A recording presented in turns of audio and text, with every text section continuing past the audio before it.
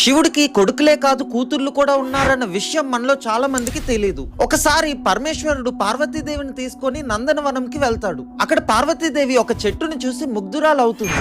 ఆ చెట్టే కల్పవృక్షం. అది కోరిన కోరికలు తీర్చే చెట్టు. అయితే ఒకసారి పరమేశ్వరుడు బయటికి వెళ్ళినప్పుడు పార్వతీదేవి ఒంటరిగా ఉంటుంది. అప్పుడు ఆ చెట్టు కింద కూర్చొని తనకు కూతురు కావాలి అని కోరుకుంటుంది. అప్పుడు కల్పవృక్షం వల్ల పార్వతీదేవికి ఒక కూతురు పుడుతుంది. శివుడు లేనప్పుడు పార్వతీదేవి శోకాన్ని అంటే బాధని దూరం చేస్తుంది కాబట్టి అశోక అని, తను ఎంతో అందంగా ఉంటుంది కాబట్టి సుందరి అని, అలా అశోక సుందరి అని చెప్తారు. పార్వతీ పరమేశ్వరుల తల భాగం నుంచి ఉద్భవించిన ఒక జ్యోతి నుంచి ఒక కూతురు పుడుతుంది. తనే జ్యోతిదేవి. జ్యోతిదేవినే జ్వాలాముఖి కింద నార్త్ ఇండియాలో పూజిస్తూ ఉంటారు. పద్మపురాణం, దేవి భాగవతం ప్రకారం కశ్యప మహర్షి ఒక విగ్రహాన్ని తయారు చేస్తాడు. అయితే శివుడి శక్తి ఆ విగ్రహంలోకి ప్రవేశించి ఒక పుత్రిక జన్మిస్తుంది. మనసు నుంచి జన్మించింది కాబట్టి మానసాదేవి అని పిలుస్తారు.